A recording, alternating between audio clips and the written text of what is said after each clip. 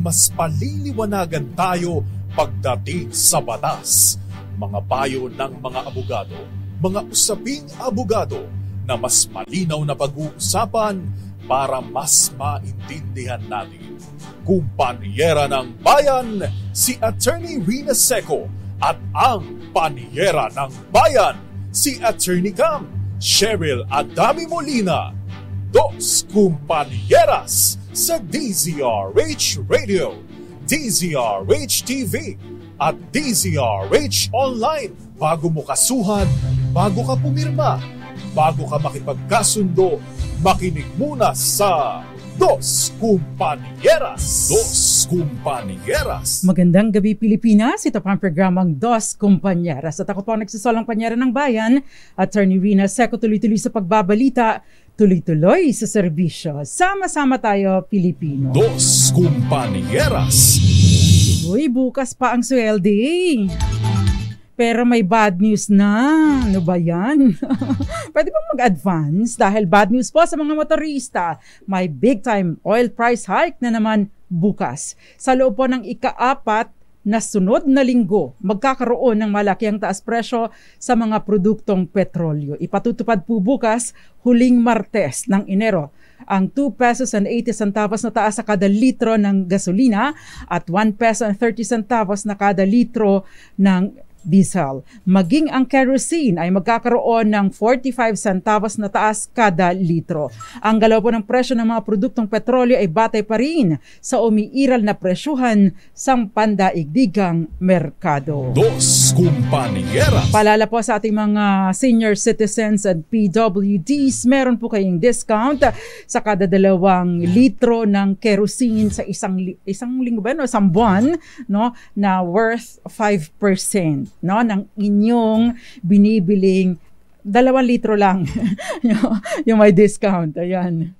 Dos Kumpanyeras. Pero sa cooking gas, meron po kayong 5%. No, meron kayong makikita doon na 20% yung mga ibang newspapers. So, po kayong maniniwala doon. Ang titingnan nyo po ay yung JMC Joint Memorandum Circular number 10 of 2022. Yun po ang paniniwalaan ninyo. Yun po ang tama. Meron pong ilang newspapers na nag-quote na 20% daw sa lahat. Hindi po. Yung 20% ay applicable sa gamot at saka sa mga pagkain kayo sa restaurant o magte-take out kayo. Dos Kumpanyeras. O kaya yung iba pa pong mga serbisyo. Pero hindi po nito sinasaklaw ang gasolina, ang diesel. Hindi rin po sinasaklaw ng 20% discount dahil 5% lang po ang applicable para sa kerosene at saka sa LPG o cooking gas. Dos Kumpanyeras. Anyway, maganda po ang ating talakayan tonight. Magandang gabi po muna sa inyo. Pero kayo ba ay may hinahabol?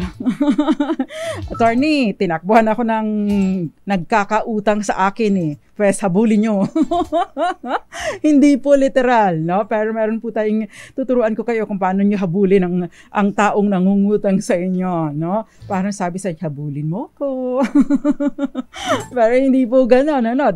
I wish gano'n lang, ano? Nakakatuwa, katawa-tawa ang paghahabol ng pautang. Pero sa napakarami pong pagkakataon, hindi ito, ano, it's not fun at all. No? Nakakainit ang ulo, nakakadagdag ng pilege sa mukha, nakakadagdag ng anong tawag doon, nakakadagdag ng uban at kung ano-ano pa. Dos Kumpanyeras. Ikaw na nga ang nakatulong, ikaw na ang tumulong, pero ikaw pa ang nagmukhang matanda dahil kinonsumi ka ng todo, ayaw kang bayaran. Dos Kumpanyeras. Pero sa isang banda naman, merong mga talagang wala namang ibabayad sa utang. Kaya nga, ang reklamo niya, ang pasaklolo niya, attorney, kinukuha nila ang buong sweldo ko dahil hindi ako nakakahulog ng utang. Legal po ba ito? Wala na pong matitira sa akin. Dos Kumpanyeras. Yan po ang tatalakayin natin tonight. Kaya naman, no, yung mga nahihiya dyan na maningil.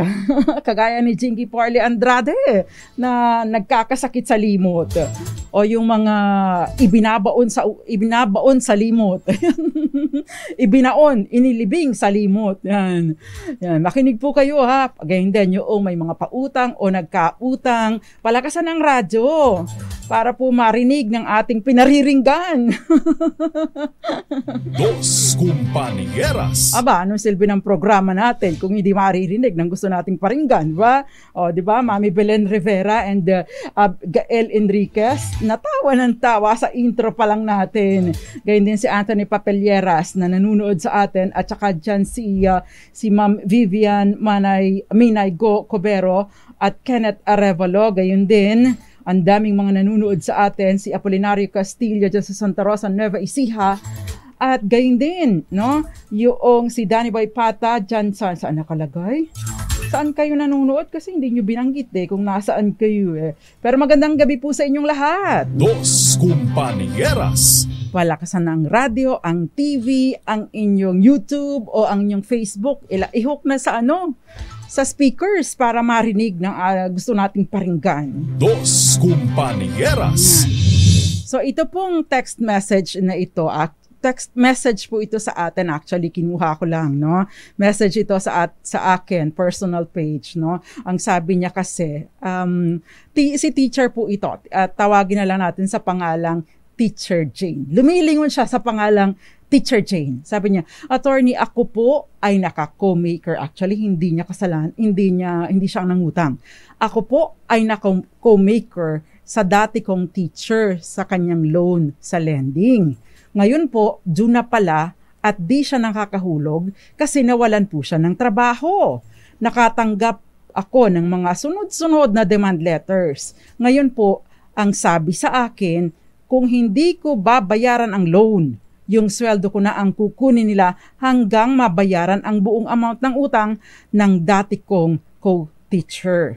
Ang sabi niya, attorney, ako po ay single mom at ang sweldo ko lang po ang inaasahan ko para sa anak kong nasa kolehiyo. Ano po ang pwede kong gawin? Dos Compañeras. Yan po ang sasagutin natin sa ating talakayan, and of course, no, iba pang mga questions patungkol sa pautang, guarantee, surety, hindi kasama yung sureness. Salitang Becky yun, no? Pero surety, guarantee, co-maker, yan yung mga joint and several, no? Solidary liability, yan po ang tatalakay natin tonight. Kaya makinig na, no? At syempre, yung may mga utang, may pautang, yung ginugulo, hinahabol ng inutangan. Para sa inyo po ang episode na ito. Dos Compañeras. Isama na din yung mga may pautang. Yung may pautang dyan, no, yung sino ba may mga Odette Oxales. Isama na natin sila. And syempre, magandang gabi and happy birthday sa iyo, Sansar Pertes. At yung mga iba pa, no, na sana'y nanunood kayo. Para sa inyo ang episode na ito. Yan. So, kapag basic na talakayan, attorney, may nangukukulong po ba sa utang? No, Section 20, Article 3, Bill of Rights, no? Walang dapat na makulong sa hindi pagbabayad ng utang. Dos Compañeras. Aba, pero hindi pwedeng magbunyi, hindi pwedeng magpa-fiesta dahil bagaman at hindi kayo maaring makulong dahil sa hindi pagbabayad ng utang ay mga iba pong remedyo na available sa batas para ma-enforce naman yung karapatan nung nagpautang at makasingil sa inyo. Dos Compañeras. In short, hindi ka rin po lusot sa batas, no? Bagaman at hindi ka makukulong, maaring yung mga ari-arian mo ang mawala dahil sa hindi mo pagbabayad ng utang. And kung ang iyong utang ay nasecure mo or nakuha mo sa pamamagitan ng panloloko kasabay ng pagpapautang sa iyo o bago ang pagpapautang sa iyo at dahil sa panloloko mong yun yung naging konsiderasyon kaya ka nakasecure ng loan, aba, ibang usapin po yan dahil yan ay pumapasok sa estafa at ang estafa ay isang kriminal na kaso na may kulong at meron din pong multa. Dos Compañeras. Ibang usapin kung ikaw bagaman at wala ka namang panlolokong ginawa maliban na lamang doon sa pag-i-issue ng cheque na nag-bounce, no? Maaari po ito na pumasok doon sa BP 22 o anti-bouncing checks law na may kulong pa rin na ipinapataw kung sakasakali na talagang blatant na in bad faith ka Yun. Dos Compañeras. Again, hindi po yung pagkakautang ang pinarurusahan doon kaya merong kulong, kundi yung paggamit ng panloloko, deceit, o misrepresentation, o kaya naman ay pag-i-issue ng worthless check o unfunded check. Kaya yun po yung mga pinarurusahan. Dos Compañeras. Ang tanong, attorney, pwede ba, no? Nakukunin ko na lang yung gamit niya. May malaki silang TV no? Bumili ng TV pero hindi makabayad sa akin. Bumili, attorney, ng kotse, no? Pero hindi makabayad sa akin. Yung pong, yung parang gel na kotse, kulay pula pa nga po. Brand new, attorney, nandun nakapark doon sa, sa basement parking, no? Nung condo. Pagkatapos, attorney, hindi nakakabayad sa akin. 750,000 ang utang sa akin. Bumili ng bagong Geely na kotse. Dos Compañeras. Pwede bang kunin ko na lang yun? Agawin ko yung kanyang susi, no? Agawin ko yung susi niya, pagkatapos i-drive ko na lang yun. Abay, wag mong gagawin. Kasong kriminal yun. Dos Compañeras. Tabi-tabi po sa mga natamaan, ha? Wala pong intensyon, pero kung nabukulan po kayo, pasensya. Ganun talaga. Ayan, magandang gabi sa'yo, Gael Enriquez Pancho sa Bardo Jr. Gayun din, magandang gabi sa'yo, Anthony Mercader Papellares, Angelita Federico. Nanunood din sa atin, Ray Revilla. Magandang gabi sa'yo, Eva Duques, Danny Boy Pata. Ako nag-co-maker ako at binabayaran ko until now. Ginusto natin tumulong. Ganun talaga. Dapat bayaran mo utang mo. Sana lahat ng nangungutang ay kagaya mo or lahat ng nagko-co-maker ay kagaya mo, Danny Boy Pata.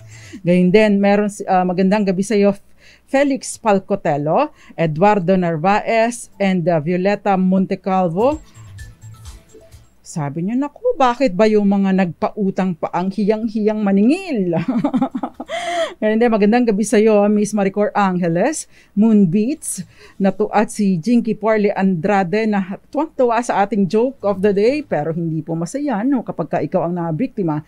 Kaya hindi, kung ikaw ay may hiya pa at ikaw ay hinahabol ang iyong pinagkakautangan, syempre hindi rin po yan masaya. Jerry Angustia, gayon din, si Brian Dinero. Ay, ang tagal natin hindi nababanggit itong si Brian Dinero. Magandang gabi, Ronald Dongalio. Gayun din, Miss Marilu de Guzman, Mami Belen Rivera, at maraming iba pa. Of course, nabanggit na natin. Magandang gabi sa Kenneth Arevalo. Gayun din, si Mark Landrito at Apolinario Castillo, at maraming iba pa. Yung mga iba pa pong nanonood sa atin sa DZRH News at saka sa DZRH News Television. Babanggitin ko po ang inyong pangalan maya-maya lamang. Pero pwede po kayo magpadala ng inyong mga mensahe bilang comment sa DZRH TV live stream. Gayon din sa DZRH Dos Compañeras bilang comment sa ating live tonight. Or pwede kayo magpadala ng message sa akin directly sa Attorney Rina Seco na page dahil hindi ko po na-access yung messenger ng DZRH Dos Compañeras. Dos Compañeras. Pero kung doon po sa Dos Compañeras ninyo, comment section ng Dos Compañeras, mababasa ko po yan at pipilitin ko pong masagot. Basta related po sa ating talakayan tonight. Dos Compañeras. At syempre, meron pa rin po tayong bonus question kung saan isa pong mananalo ng 500 pesos tonight dahil meron pa rin po tayong bonus question. Anong dokumento ang kailangang ipadala sa nangutang para mapahaba ang panahon ng paniningil? Pwede po yung ipadala sa akin sa Attorney Rina bilang private message. Doon po ako kukuha ng inyong ng mananalo tonight. Yung mga nanalo po last week, napadala ko na po lahat. No? So, congratulations po sa inyo. Meron pa rin po tonight, kaya pwede pa rin po kayong sumali. Dos Compañeras. At magbabalik pa ang programang Dos Compañeras at Lili Baradi and Ati Ching Elag. Magandang gabi sa inyo dyan sa Buena Vista, Marinduque, of course, Tia Sinay and Tia Femio dyan sa Bagtingon, no? Mga angkan ng mga seko. Kapatid si Tia Femio, kapatid yan ng tatay ko. Tapos si Tia Patricia Soleta dyan sa layang-layang Bikas Buena Vista, Marinduque ay kapatid nagsusolong kapatid ni nanay na buhay. So magandang gabi sa iyo, Tia Patring. Dos Compañeras. At angka ng mga Soleta at Naling dyan sa Bikas, magandang gabi po sa inyong lahat. At sa lahat ng mga may pautang, Diyan lang po kayo. Dos Compañeras. Para po sa mga naniningil ng utang at sinisingil, 6:33 na o 6:53 na, ibig sabihin, hindi na po pwedeng maningil ngayon. Kasi kapag kagabi na, bawal na ang paniningil ng utang. Sabi po doon sa rules, no? Yung tamang paraan ng paniningil ng utang. Dos Compañeras. Kaya kapag gabi na, medyo kampante na wala na dapat nasusunod-sunod sa'yo o wala na dapat natatawag-tawag. Kaya lang kasi, syempre, ito ay ginagawa ng mga disenteng tao. Yung mga nagtatrabaho o yung mga nagpapa-OLA or online lending app, syempre, karamihan, if not all, no, yung mga illegal na operators dyan ng lending app, alam nyo naman, sabi nga ni Daddy Roel Resio, nagpapadala pa ng kabaong. Iparentahan nyo po para pagkakitaan ninyo at may ipambayad sa kanila. Dos Compañeras. Anyway, diretso po tayo sa ating talakayan dahil yung problema po ni Teacher Jane, yung nag-co-maker siya sa kanyang dating co-teacher. Ano nga ba ang ibig sabihin kapag ka ikaw ay nag-co-maker? Kapag ka ikaw, ang isang tao ay nag-co-maker sa isang loan, ibig sabihin, ina-assume mo ang kanyang liability. Makabayad man siya o hindi ng utang, pwede ka, may pambayad man siya o wala ng utang, may properties man siya o wala, kapag ka siya ay pumalya at o kaya ay naging due na ang pagkakautang, pwedeng ikaw ang direktang habulin, singilin ng pinagkakautangan niya. Dos Compañeras. Kaya ang mga misis, mga mister, mga iha, mga iho, mga tagapanood, tagapakinig natin, huwag na huwag magko-co-maker. Bakit? Pwede kang direktang habulin ng pinagkakautangan ng co-makeran mo. Dos Compañeras. As against guarantor. Kapag ka guarantor, kailangan muna, no, kung ikaw ay nag-guarantor sa isang loan, kailangan munang hanapin, kailangan munang singilin noong may pautang, yung totoong may utang bago ka malapitan or bago ka pagbayarin. Ibig sabihin, exhaust muna ang lahat ng available remedies para makasingil doon sa original na nangutang bago ka panagutin. Ibig sabihin po, ikaw naman, guarantor, ituro mo lahat ng kanyang ari-arian para yun muna ang i-exhaust at makuha at i-satisfy doon sa pagkakautang bago ka mahabol. Dos Compañeras. Pero karaniwan, syempre, ang pinipirmahan natin ay bilang co-maker. Ibig sabihin, walang lusot. Ang tanging remedyo lang ay wag na wag kang magko-co-maker sa pagkakautang ng sinuman. Dos Compañeras. However, dito sa kaso ni Teacher Jane, makinig para sa mga hirap talaga at wala naman talagang intensyon na takbuhan ang pagkakautang nila o pagkakautang na na-incur dahil, naging co-maker ka. Kapag ka ikaw ay, alimbawa, kagaya nitong kay Teacher Jane, buong sweldo niya ang kukunin to satisfy yung pagkakautang. Meron pong provision naman sa Rules of Court, Rule 39, no? Ang sinasabi doon, meron pong mga exempt from garnishment or execution, no? Ibig bang sabi, ano ba yung garnish, no? Yun ang kukunin. Yun ang kukunin ni sheriff para yun ang ipangbayad sa pagkakautang. Dos Compañeras. Ang sinasabi po ng Rule 39, Section 13, no, ng Rules of Court, yung sweldo mo, no, kung ikaw ay dito lamang nakaasa at sapat lamang ito para sa iyong pang-araw-araw na pangangailangan o pang-araw-araw na pangangailangan ng iyong pamilya, kung ikaw ay head of the family or bumubuhay ka ng pamilya, hindi ito maaaring i-garnish. Ibig sabihin, hindi ito maaring kunin bilang pang-satisfy sa iyong pagkakautang. So, Teacher Jane, yan ang maaari mo namang gamitin na depensa dahil, no, maaari mo itong gamiting depensa kapag kinasuhan ka ng ng creditor. Dos Compañeras. Ang tanong, pwede ba halimbawa, attorney, sobra-sobra naman yung malaki ang sweldo ko. Sana all, no? We wish. Malaki naman. Paano kung sobra naman, no? Halimbawa, malaki ang sweldo niya at well, actually, pwede pong mag-investigate, no? Pwedeng imbestigahan at sabihin na, sobra-sobra yung sweldo mo sa pangangailangan mo. Therefore, no? Pwede pong ipag-utos ng korte na yung sobra doon, no?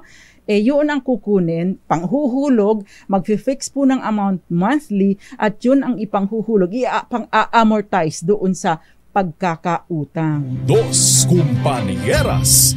Ayan, pero of course, ito ay dapat na nakadaan or dumaan na sa proseso. Siyempre, pagka may garnishment, ibig sabihin po, meron na yung order from the court, nagkaroon na ng kaso at nanalo na itong creditor. Dos Compañeras. Kung hindi naman po dumaan, no, sa proseso sa korte, ay walang maaaring ganitong mangyari. Dos Compañeras. Ayan. So, again, hindi po dapat na nagko-co-maker. No? Dapat tayo natututo sa mga ganitong leksyon. Hindi po dapat nagko-co-maker para iwas problema. Sakit ng ulo no? Nagmagandang loob ka na nga, ikaw pa ang nadehado. Magandang gabi sa iyo, Joy Garimbao, nanonood sa atin sa Michigan, USA. Lorenzo Liana, nanonood sa atin, hindi niyo po binanggit, pero magandang gabi po sa inyo. Chona sa Las Piñas City. At nabuhay si Sandy, no? Even pag-garantor, no? Kapag tinakbuhan na kasi, wala na kasing mahabol ikaw pa rin ang pupuntahan. Kaya, Sandy, tama ka. Kahit mag-garantor, wag gawin kung maiiwasan. And of course, si Tita Sita Arevalo nanonood sa atin dyan sa Benavista, Marinduque. Magandang gabi din po, Tito Sunny Arevalo. Si Gael Enriquez nanonood sa atin at maraming iba pang nanonood sa atin tonight. Gayun din, ang daming mga messages, nakakatuwa naman. Si Ma'am Magdalena Martin, si Eds Maglakas, at si Jason Abulensa. Si Joey Sumampong, magandang gabi po sa inyo. At syempre, nanunood din sa atin si, Roxanne Costo. Si Prince Ama Ramirez Fernandez, nanunood sa atin dyan sa Coyapo, Nueva Ecija, at si Ngoyong Montes, Fidel Aquino, at Ma'am Oscarita Recta. Magandang gabi po sa inyo. Si Leonila de Guzman Modelo, good evening ma'am. At si Ramel Maluto, sabi niya nakaka-stress talaga kapag ang mga nag-utang sa iyo ay nakalimot ng bumayad. Wilson Aldea Jr., Naimbag Arabii, Ronald Dongalio, magandang gabi. Sabi niya, happy to hear your voice. Greetings from Dongalio and Mama's family. Buti daw, nawala na siyang credit card, nawala na rin ang mga charges. Actually, kapag may credit card, malaking bagay din po Ang importante lang, wag kayong mag-i-skip ng payment, wag niyo ring i-amortize. Kung ang kakayanin lang, yun ang uutangin, yung kakayanin bayaran ng buo, yun lang po ang utangin para hindi po kikita ang bangko sa inyo. Yun po ang technique, Tsaka i-avail ninyo yung mga zero interest payable in like 3 months, 6 months, zero interest, pwede po yun. Magandang bagay din kung kagipitan. Dos Compañeras. Divina Flores, magandang gabi sa iyo. Si Sandy Navarro nanunood din daw naman lagi. Yun nga lang, hindi lagi siyang nagko-comment. Thank you very much, Miss Sandy Navarro. Again, good news po para sa mga talagang hikaos dyan. Pwede po ninyong gamitin itong probisyon ng rules of court na hindi pwedeng i-garnish ang inyong sweldo. Actually, hanggang 4 months po yan. Dos Compañeras. Parang may buffer, kumbaga, para kayo makasurvive din naman. Hindi naman po pwedeng patayin mo yung tao, wala na siyang makain, wala na siyang pamasay. In fact, hindi lang po sa sweldo ang covered. Halimbawa, kung abogado ang sinisingil mo, yung kanyang books, yung kanyang gamit sa ginagamit sa primary na ginagamit sa kanyang trabaho, hindi mo pwedeng kunin. So kung ang isang magsasaka, hindi mo pwedeng kunin yung kanyang pang-arado, pang-araro sa lupa. Kung halimbawa ay baker, ay hindi mo pa pwedeng gamitin yung mga ginagamit niya sa pagbe-bake. So yun, yung mga gamit niya para makapamuhay at yung kanyang means of livelihood, hindi pwedeng i-garnish. Or kunin para ibenta at ipang-satisfy doon sa pagkakautang. Dos Compañeras. Okay. So again tandaan po yung co-maker and guarantor, iwasan po natin yung mga ganyan. Delikado ang ating mga ari-arian sa kapag kaganyan. Anyway, merong question dito, attorney. Halimbawa po, Rolinda Agpayan, question niya. Halimbawa po, ang utang ay sa bangko. Pagkatapos nagsara na ang bangko na hindi pa nabayaran ng utang. Goods na po ba yun? Yun yung question niya. Okay na ba yun? Pwede bang hindi na bayaran yun, Arnold Arroyo? Pwede bang hindi na bayaran yun, Chief Al Villanueva na nanonood sa atin? No? Actually, kapag ka po halimbawa ang isang bangko or isang kumpanya ay magkuklose, lalo na kapag ganito, bangko, no? Yun po, meron pong tinatawag na receiver at meron din pong tinatawag na liquidator. Yun pong naka-appoint, no? Yun po ang maniningil sa inyo. In the same way, kung halimbawa po kayo ay may naka-mortgage sa bangko, doon po ninyo tutubusin yung mortgage, yung sangla, no? Para po ma-recover ninyo ang property. Ibig pong sabihin, no? Kahit pa nagsara na ang bangko, obligado pa rin kayong magbayad doon sa inyong pagkakautang. Yun nga lang, iba na ang maniningil sa inyo. Dos Compañeras. Aba, imagine ninyo kung hindi na kayo sisingilin. Napakaswerte naman ninyo, di ba? Kaya nga po, yung mga depositors, di ba? Yung mga depositors, yung PDIC, ang nananagot sa kanila, Philippine Deposit Insurance Corporation, yun po ang nananagot sa mga deposits natin kapag ka nagsara yung bangko at meron tayong account sa kanila. Yun nga lang, hanggang ₱250,000 lang ang pwede nilang sagutin per account. So, ibig pong sabihin, kung meron kayong ₱1,000,000 sa bangko, gawin yung dalawa yung accounts ninyo. Bakit? Para dalawa rin ang ma-recover ninyo. Di parang wala ding nawala sa inyo. ₱250,000, di ba? Dos Compañeras. Ang tanong, attorney, hanggang kailan ba ako pwedeng singilin? No?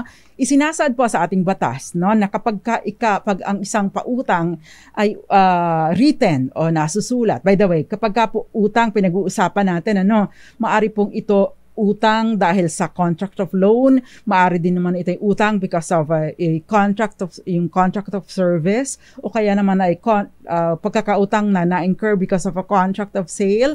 Pwede din naman pong pagkakautang because yung sa lease contract, no? So sinasaklaw po ito ng provision na ito. So pasok din po 'yon sa mga konsepto ng pautang. Dos Compañeras.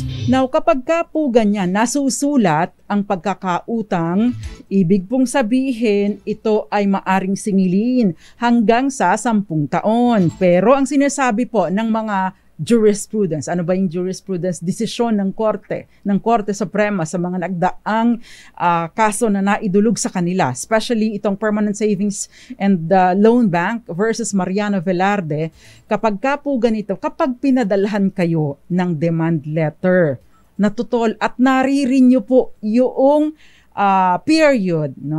Yung period ng na-extend po yung period ng karapatan na maningil. So ibig sabihin po, no, kung nasusulat ang pautang, no, let us say may utang kayo na 500,000 pesos, nasusulat ito payable in 1 year. After nung lumagpas ay tumungtong na sa 1 taon, hindi pa rin nababayaran yung ₱250,000.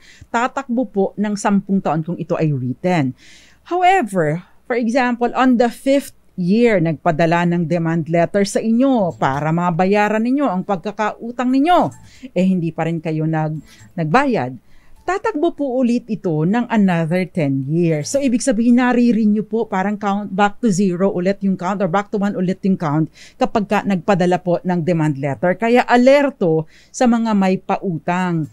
Dapat po ay nasusulat at alerto bago pa man mag-lapse yung panahon kung kailan mag-i-expire, 10 years, dapat po ay makapagpadala agad kayo ng demand letter at may katunayan kayo na naipadala nga ito para, no, kung sakasakaling humantong kayo sa kasuhan sa korte, ay hindi po niya maaring sabihin na nag-expire na po yung karapatan niyo, prescribe na po yung karapatan niyo para maningil, no? Importante, yung katibayan na nakapagpadala kayo, nakapag-serve kayo ng demand letter. Dos Compañeras. Ang tanong, attorney, kailangan bang, kasi naman, nawala na nga ako ng pera dahil hindi ko alam kung makakabayad pa ito. Gagastos pa ba naman ako sa abogado para magpadala ng demand letter? Eh kung hindi ako bayaran lalo, kung hindi pa ako bayaran, di lalo pang dumami ang aking gastos na wala sa akin. Hindi po kailangan na manggaling sa abogado ang demand letter. Sapat na po na ito ay meron kayong demand. Wag pakiusap. Wag mo sabihin pakiusap, bayaran mo na ako. Hindi. Dinidemand ko na bayaran mo na ako sa iyong pagkakautang. I'm giving you 5 days o 15 days para bayaran. Otherwise, magsasampa na ako ng kaso. Dos Compañeras. Okay. So, yan po. Pero kung hindi po nasusulat ang inyong kasunduan, no, meron lamang po kayong limited na panahon para singilin ito. Yan. Kaya importante po na ang ating mga pautang ay nasusulat. Yun nga lang kapag kasi pamilya, no, ayaw nating Kapag pamilya kasi ayaw nating magsusulatan, Kasi syempre, jahe kay ate, jahe kay kuya, o jahe kay bunso dahil, alam mo na, parang sasabihin sa'yo, ano ka ba? Parang hindi kita kapamilya, kailangan mo pang nasusulat. Lagi naman tayo nag-uusap. Dos Compañeras. Yun na nga po yun Kapag kakapatid, inaakala na, okay lang yan si bunso, okay lang yan si ate, hindi ako kayang tiisin yan. Minsan, kailangan mong tiisin, di ba? Dos Compañeras. Ayan, kaya napaka-importante po kaya yan ay kapatid mo, kaanak mo, kapamilya mo, importante po na ito ay nasusulat. Para din naiiwasan na yung mga pagkakataon na ikaw nababaon sa limot at the same time nawawalan ka naman ng karapatan na makapaningil dahil pinabayaan mo, di ba? So importante na ang mga pautang ay nasusulat.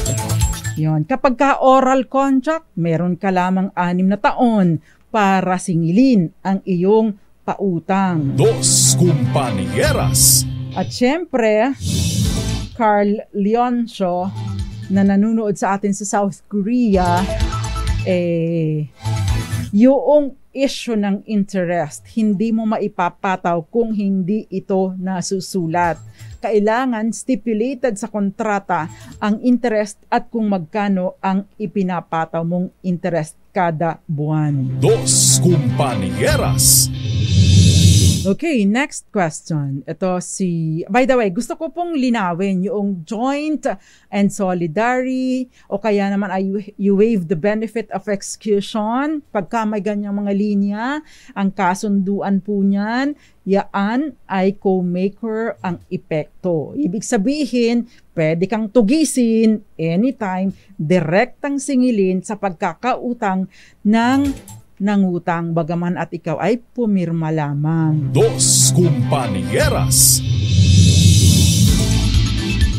Okay, may question dito. Ito dakuan natin si Adeline. Attorney, pinapayagan po ba ng batas o pinapayagan po ba sa batas yung halimbawa, groceries or sa isang mall na may binibentang turon at banana Q na pag hindi naubos ay automatic na ikakarga at pababayaran o kaya ay salary deduction sa tindera. Legal po ba ito? Dos Compañeras. Ito po ay labor case or question sa labor law. Ipinagbabawal po yung mga ganitong mga kondisyon, no? Syempre, hindi dapat na kinakarga sa iyo. Trabaho mo lang ang ibenta ito. Kung hindi nabenta, hindi mo obligasyon na bayaran yung hindi nabenta, maliban na lang kung yung hindi nabenta ay kinain mo. So dapat yun, bayaran mo talaga. Dos Compañeras. Pero illegal po na ikarga sa iyo or i-deduct sa sweldo mo yung hindi mga naubos kung ikaw ay empleyado nila. Yun. So Adeline, pwede mong ireklamo ito sa DOLE Regional Office at kailangan ang tawag dyan ay illegal deduction, pwedeng maparusahan ang iyong employer. Dos Compañeras. Okay, marami pang mga questions dito pero magandang gabi po muna sa mga nanonood sa atin, Josie Villamor, Arnold Rosales, and Michael Aguinaldo. Attorney, pumasok ako sa subcon, okay? Yung company ay nabayaran ako pero hindi binayaran sa serbisyo ko yung 90,000. Ano po ang pwede kong ikaso? Kapag ka po ganito, mga pautang, contract of service, contract of loan, kasama na kino-cover na po nito yung contract of service na hindi nabayaran, except of course itong labor na usapin. Ano? Ibang usapin kapag ka may employer-employee relationship. Pero ito contractor kayo, hindi kayo binayaran ng kumontrata sa inyo, pwede po kayong mag-file ng kaso. Ano? No?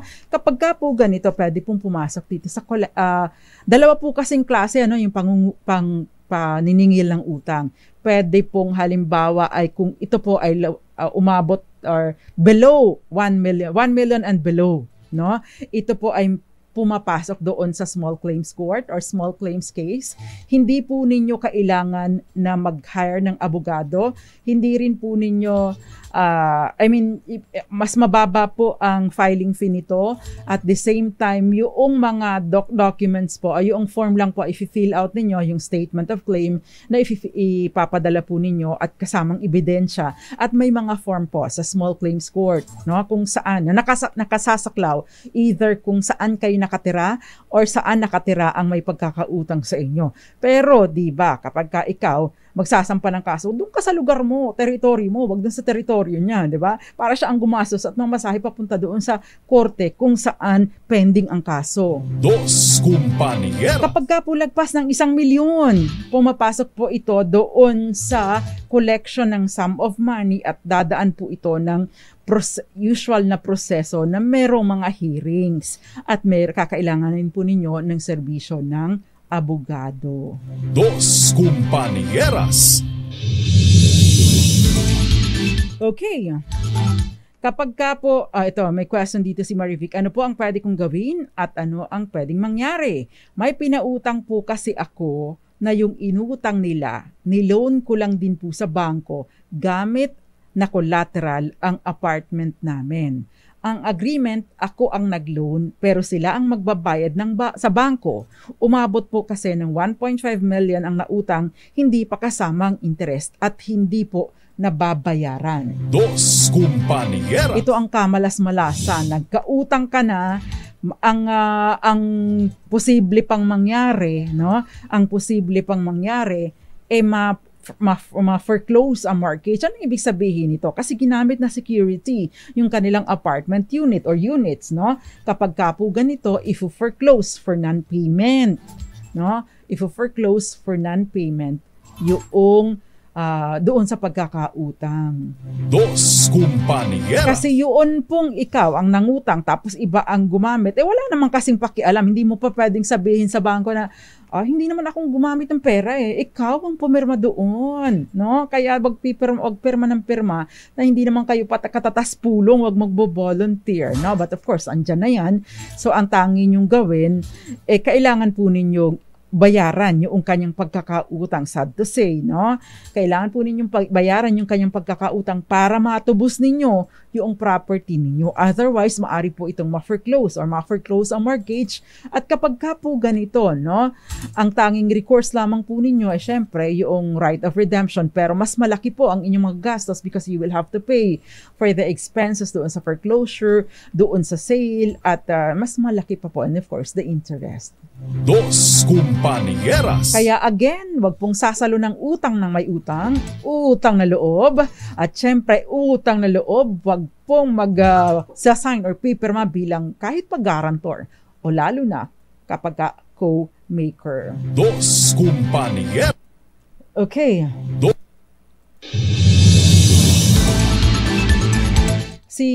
Siguro kay ito, no? Kasi nakalagay doon Eyak Abellera. Ay, kay siguro ang pangalan nito, no? Attorney, madali naman po magsampa ng kaso na ipanalo na nga po sa small claims. pero yung taong may utang, hindi pa rin po nagbabayad. So kapag ganito, ano ang pwede mong gawin?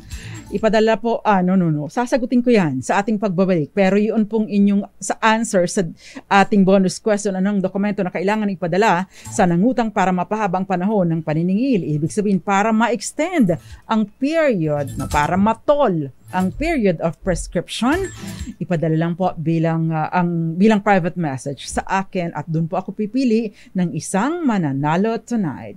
Diyan lang po kayo, ilan po muna mga paalala. Dos Compañeras.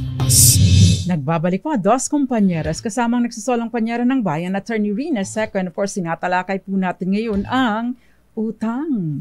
Hindi lang utang na loob, yung utang na nababayaran. Pera. Yan. Magandang gabi po muna sa lahat ng mga nanonood sa atin, lalong-lalo na Onofre Salva Jr.,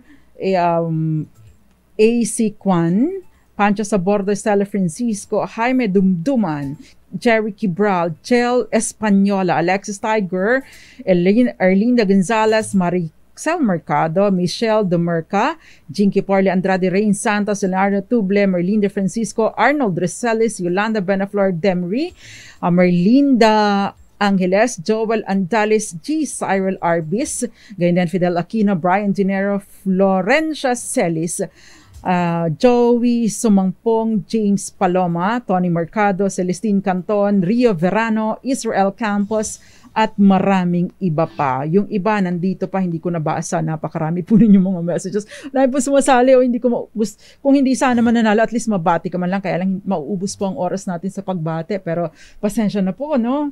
Dos Compañeras. Pero magandang gabi po. Sonia Castronueva, magandang gabi po sa inyo. Nanonood sa atin sa Occidental Mindoro, pero ang province niya, Buwak Marinduque. Marami pong mga hinang sa amin sa Buwak Marinduque at sa Santa Cruz. So magandang gabi po sa inyo, ma'am, at lahat ng mga nanonood sa atin dyan sa Occidental Mindoro. Ma'am Delia Pines, magandang gabi sa iyo. Itong umutang ang hipag ko at ginamit ang titulo ng lupa. Nagkaroon kami ng usapan regarding sa titulo. May karapatan po ba ang inutangan na magpaupa sa bahay kung saan ang may-ari nito ay magulang ko? Okay. Ang inutangan. So ano po ang nangyari dito? So ang ibig po bang sabihin, kasi kapag yung pautang tapos may collateral, hindi naman po nagkakaroon ng turnover, no? Na ang nagkaroon ng turnover ng possession ng property. So ang maaring nangyari dito ay sangla tira, ganun po ba? Or sangla gamit? Na ibig sabihin, yun po, kung nasa usapan po ninyo na ipagamit ang property and therefore kung ginamit nila, at least yung portion o yung supposedly kinikita doon sa property na yun, i-apply po doon sa interest kung may usapan kayo sa interest, or if not, i-apply doon sa principal, doon sa pagkakautang. At, no, kapag ka po na bayaran na, ay kasama sa computation sa pagbabayad yung monthly na ibinabayad doon sa property sa pagpaparenta. Dos Compañeras. Okay, thank you very much, Alexis Tiger, for that wonderful question. Marami niyan dito, pinapagamit ang pangalan, mangutang sa bank. Ayun, tinatakbuhan sila ng gumamit ng pera. Yan, wag na po ninyong gagawin yan. Okay, paano po yung utang kapag nakarating na sa fiscal ang usapin at doon ang gusto magbayad pero lumbas na panluloko ang pangyayari? Okay, kapag ka po ganito, no, estafa, bouncing checks, ito po ay ibig sabihin, kriminal na ito. Kasong kriminal na, hindi ito simpleng utang, may element ng panluloko. Therefore, no, kapag ka po ganyan, ang pinakamainam ay mag-areglo po kayo, no? Kapag ka dumating sa prosecutor, antayin niyo syempre na kayo ay makasuhan, no? Kapag ka dumating sa prosecutor, doon ninyo ihayag ang intensyon ng inyong pag-aareglo para, no, magkapagpirmahan na po kayo ng affidavit of desistance, no? Para yun pong kaso ay hindi na niya maisasampa. Ibig sabihin, binding na at hindi na maaaring buksan pa, maliban na lamang kung niloko nyo pa rin at hindi nyo pa rin nabayaran. Dos Compañeras. Okay. Ito, pwede po, okay, nasagot na natin ito, yung tungkol doon sa question ng pagbabayad ng interest. May pwede po bang kasuhan ng estafa ang nangutang sa akin na sobrang tagal na hindi pa nagbabayad ng utang, more than 10 years na po, tinatagu-taguan lang. Kung more than 10 years na at wala naman kayong demand letter at ibig sabihin 10 years na, nag-lapse na yung 10 years, hindi na po ninyo masisingil ang utang, no? Hindi na po kayo maaring magpatulong sa korte para makasingil kayo dahil nag-prescribe na po. Take note, hanggang 10 taon lamang po maaring makapaningil, no, kung ito ay written, unless of course not toll ito or na-renew by sending yung pagpapadala po ng demand letter. Kaya napaka-importante, demand letter. Dos Compañeras. Okay, merong question dito. Ito pala yung kay Kay Abellera. Eyak kasi ang nakalagay sa kanya. Kay Abellera, attorney, madali po magsampa ng kaso na ipanalo pa nga sa small claims. Pero yung taong may utang hindi pa nagbabayad. Kaya nga po importante yung pong mag-writ of execution or garnishment or ituturo po ninyo, no? Papa-implement na pag-i-issuehan na po ng writ of execution para ituturo po ninyo kung ano yung mga ari-arian ang nangutang sa inyo at yun po ang kukunin ng sheriff at yun ang isusubasta para ipambayad po sa inyo. Hindi po kayo ang pipili, hindi po kayo ang kukuha ng property ituturo nyo lang po sa sheriff. Huwag kayo ang kukuha dahil, no, syempre, maari po kayong managot kapag kayo ang personal na kukuha. Ituturo nyo lang po kay sheriff nasaan yung mga properties niya na yun ang kukunin ni sheriff para isubasta at ibayad sa inyo. Dos Compañeras. Okay, meron question dito. Ma'am, paano naman po kung walang permit ang nangutang tapos may interest? Legal po ba yun? No? Ang pagpapautang po, kung ito ay mga personal at hindi ginagawang negosyo, hindi yung regular na pinagkakakitaan niya, pero nagmagandang loob, pinautang ka, pero nagpataw ng interest, ay wala pong problema yon kahit wala yung resibo. Kailangan lang may acknowledgement receipt. At hindi rin po kailangan ng permit para makapagbigay ng personal loan. No? As to payment of interest, kung may napagkasunduan po kayo interest, dapat po masunod ito unless of course exorbitant or sobrang unconscionable, napakataas or abot impyerno na ang interest na ipinapataw sa inyo. Dos Compañeras. Pero kung ito naman po ay ginagawang negosyo ang pagpapautang, nagpapa 5, 6 or whatsoever, no? Kahit pa legal naman, nasa tamang rate yung interest at ito naman ay kumbaga ay regular na pinagkakakitaan niya ang pagpapautang or regular business niya ang pagpapautang, kailangan po siya ay registered with the SEC. Dahil kung hindi siya registered at ginawa niyang negosyo ang pagpapautang, maari po siyang makulong, no, hanggang mula 6 months hanggang 10 years o kaya naman ay ma-fine ng 10,000 hanggang 50,000 pesos or both, no, depende po sa magiging desisyon ng korte. Again, kung if it's a personal loan at hindi po niya ito negosyo, that should be fine, pero subject pa rin po doon sa provision, no, patungkol sa interest. But if it's a business pero illegal, pwede po ninyong isumbong sa SEC. Meron po tayong tinatawag na Lending Company Regulation Act. Dos Compañeras.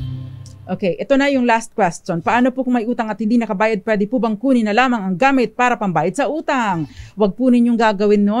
Unang-una, meron ba kayong kasunduan to that effect? No? Na para kunin ang property para yun ang ay isusubasta at ibabayad. Dapat may kasunduan. Kung wala naman, kung merong order na ang korte, ibig sabihin nakapagkaso na kayo. Kung wala man sa aliman-dalawa ito, dapat po ay wala kayong ganong hakbang na gagawin. Otherwise, maaari kayong managot either. Pwede sa theft, pwede sa robbery, pwede po sa grave coercion. So, kapag may pautang, huwag ilalagay sa kamay ang batas. Dos Compañeras.